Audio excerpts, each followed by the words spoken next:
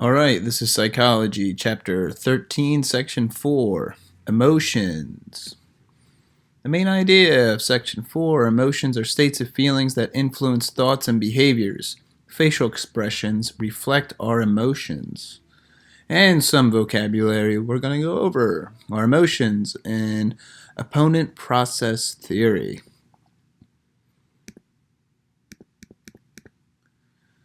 Anxiety and elation are two commonly experienced emotions. Emotions are states of feelings. For most people, positive emotions such as happiness and love make life worth living.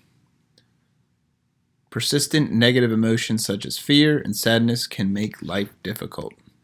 You bet they can. Some emotions arise in response to a situation. For example, a musician giving a violin recital might feel anxious because she is uncertain about her ability to perform. Emotions can also motivate behavior. When the musician remembers that her friends and family members are in the audience, she might feel their support and play with improved confidence. Emotions have a biological, cognitive, and behavioral component. Strong emotions spark activity in the automatic nervous system. For example, anxiety triggers activity of the sympathetic division of the automatic nervous system. So when people are anxious, their heart races, they breathe rapidly, they sweat heavily, and tense their muscles. The cognitive component of anxiety, the idea that something terrible might happen, may lead a person to try to escape from the situation.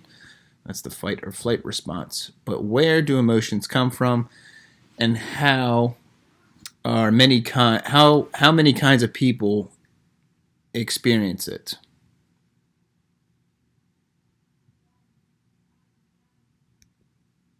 The ancient Chinese believed that there are four inborn instinctive human emotions: happiness, anger, sorrow, and fear. Behavioralist John B. Watson believed that there were three instinctive emotions: emotion of fear, rage, and love. And in 1932, psychologist Catherine Briggs proposed that people are born with one basic emotion: general excitement. This excitement then divides into other emotions such as children developing. Psychologist Carol Izard suggested that all emotions that people experience are present and distinct at birth. However, they do not all show up at once. Instead, they emerge as the child develops. Many psychologists support Izard's view. In fact, they have found that infants shown many emotions at ages earlier than those suggested by Bridges.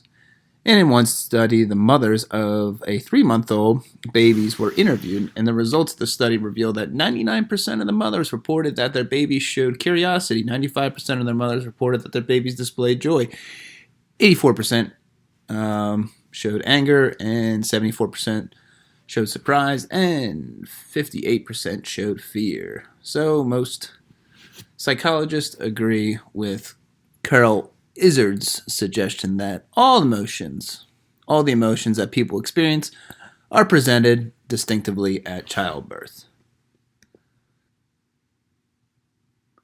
Questions concerning how many emotions there are, how they develop, and how they affect our lives remains unanswered. Two emotions of great importance to most people are happiness and anger. Okay, so William James said that the motive behind everything that people do is how to gain, how to keep, how to recover happiness. Certainly, our state of happiness or unhappiness affects nearly everything we do, as well as our perception of our surroundings. People who are happy think the world is happier, a safer place, and they make decisions more rapidly and report greater satisfaction when their lives than they do with people that are unhappy. When a person is unhappy, gloom seems to settle over everything he or she does. Yeah, that's true. I definitely think that. When I'm unhappy, I feel like everything's going wrong. When his or her mood brightens up, everything seems to be better, which is like school, work, relationships, self image, and it seems that happiness and unhappiness create their own momentum. Moreover, more studies have found that the happier we are, the more likely we are to help others. When good things happen in our life, they lift our mood up, and we are more likely to volunteer our time to help other people. Amazing. Anger is a common response to an insult or an attack. Anger can often make a person seem out of control, and angry people may even seek revenge. The Roman poet Horace called anger a short madness. What makes people angry? Psychologist James Everill asked study participants to keep a record of their experiences with anger. Most of the participants reported becoming at least moderately angry several times a week, while others became angry several times a day. Usually, the anger was directed against someone close, a friend or a family member, and over some alleged offense, especially if the act seemed deliberate or thoughtless. However, small annoyances such as a loud noise or an unpleasant odor or an accidental injury can also make a person angry. Yeah, loud noises. That's what makes me angry. What is an effective way to handle anger? Hold it in, lash it out on the offender. The participants of the study reported that when they became angry, they tended to react by being assertive rather than hostile. Other anger frequently prompted them to discuss the situations with the offending person, thus easing the unpleasant feelings. Such controlled reactions are almost always more effective at reducing anger than hostile outbursts or suppression of the feeling of anger. So, talk about your anger instead of just lashing out at the person. Maybe discuss it with the person instead of yelling at the person.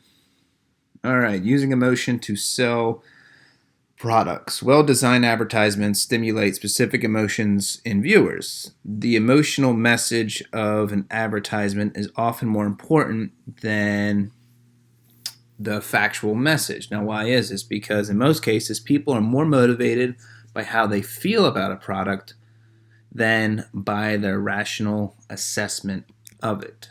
We often read people's faces. So we're going to talk a little bit about facial expressions. And we often read people's faces. We can tell when people are unhappy and just from their smiles. Or, we can tell when someone's unhappy or we can tell someone is happy just by looking at their facial expression. Sometimes. We can see that they are fearful when they open their mouths and they look in their eyes. We can see people's